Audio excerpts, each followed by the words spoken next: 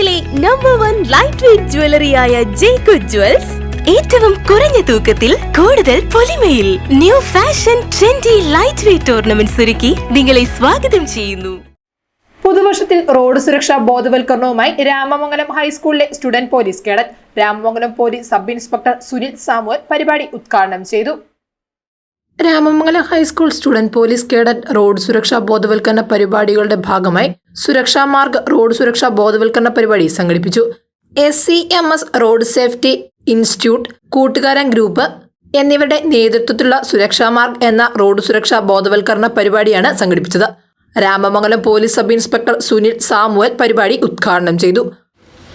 ഇന്ത്യയിൽ പ്രത്യേകിച്ച് കേരളത്തിലെ ഏറ്റവും കൂടുതൽ ആൾക്കാർ മരണപ്പെടുന്നത് ഒരു യുദ്ധത്തിലോ അല്ലെങ്കിൽ മഹാമാരി ഒന്നല്ല, റോഡ് ആക്സിഡൻ്റാണ്. ഈ റോഡ് ആക്സിഡൻറ്റ് മരണപ്പെടുന്നതിൽ 80% ആൾക്കാരും അതായത് ഇരുചക്ര വാഹനങ്ങൾ ഓടിക്കുന്ന ആൾക്കാരാണ് മറ്റും മരണപ്പെടുന്നത്. അതിൽ പ്രധാന കാരണം ഒന്ന് ഹെൽമെറ്റ് ഇല്ലാതെ യാത്ര ചെയ്യുക, അടുത്ത കാരണം മദ്യപിച്ച് വാഹനം ഓടിക്കുക. ഈ രണ്ട് കാരണങ്ങൾ കൊണ്ടാണ് ഏറ്റവും കൂടുതൽ ആൾക്കാർ മരണപ്പെടുന്നത്.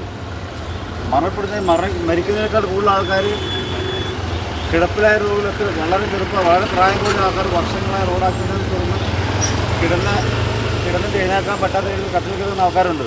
ഏറ്റവും ദാരുണമായ സംഭവമാണ്. മരിച്ചു കഴിഞ്ഞാൽ അതോട് തീർന്നു. പക്ഷേ നമ്മുടെ കൈകാലുകൾ അനക്കാൻ പറ്റാതെ പരസഹായമില്ല ജീവിക്കാൻ പറ്റുന്ന അവസ്ഥയിലേക്ക് വളരെ ആൾക്കാർ പോകുന്നത് ഈ റോഡ് ആക്സിഡൻറ്റ് കൊണ്ടാണ്.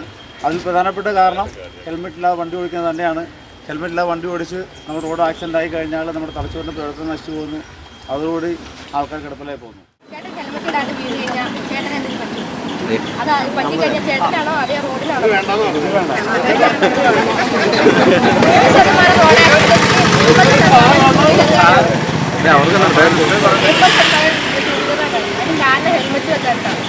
ഹെൽമെറ്റ് വെക്കാണ്ട് നമ്മൾ ഓടിച്ചു കഴിഞ്ഞാൽ നമ്മുടെ തലയാണ് ഏറ്റവും കൂടുതൽ പറ്റിയിരിക്കുന്നത്. അപ്പോൾ അത് ചേട്ടനും പോകും, ചേട്ടൻ്റെ കുടുംബത്തിനും പോകും, വേറെ ആർക്കും പോകത്തില്ല.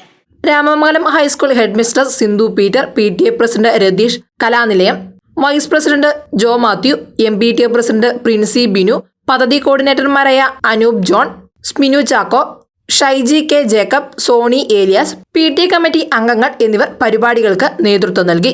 News desk Muvattupuzha news. അഹല്യയിലെ വിദഗ്ധരായ ഡോക്ടർമാരുടെ ചികിത്സ കൊണ്ട് എനിക്ക് എന്റെ കാഴ്ചശക്തി പൂർണ്ണമായും തിരിച്ചു കിട്ടി. ഇപ്പൊ എനിക്ക് ഈസിയായി വായിക്കാം. നേത്ര സംരക്ഷണത്തിന് നമ്മുടെ Ahalya. Ahalya foundation eye hospital, കേരളത്തിൽ എല്ലായിടത്തും.